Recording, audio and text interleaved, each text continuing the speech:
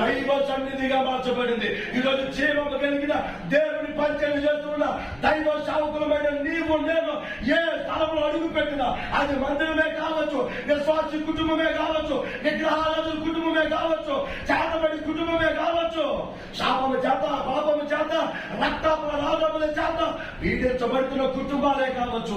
అయితే దేవుని చెత్త ప్రకారము నీవు నేను అడుగు పెడితే ఆ స్థలం ఎలా మార్చబడాలో తెలుసా? దైవ సన్నిధిగా మార్చబడాలి. ఏలియా అడుగు పెట్టగానే అది దైవ సన్నిధిగా మార్చబడింది. దేవునికి మహిమ కలుగును. ఎక్కడైతే ఆత్మపూర్ణుడైన దైవజనుడు అడుగు పెడతాడో ఆ స్థలం దైవ సన్నిధిగా మార్చబడితే వారు దేవుడి వైపు త్రెప్పబడతారు. ఆ కుటుంబము దేవుడి వైపు త్రెప్పబడతారు. ఆ కుటుంబము ప్రార్థనలో ఎదుగుతుంది. ఆ కుటుంబం వాక్యానుసారిగా వారి జీవితాలు కట్టుకుంటుంది. ఆ కుటుంబము నిత్య పరలోకపు రాజ్యములో ఆయన మార్గాలను వెదికే కుటుంబముగా ఉండబోతుంది.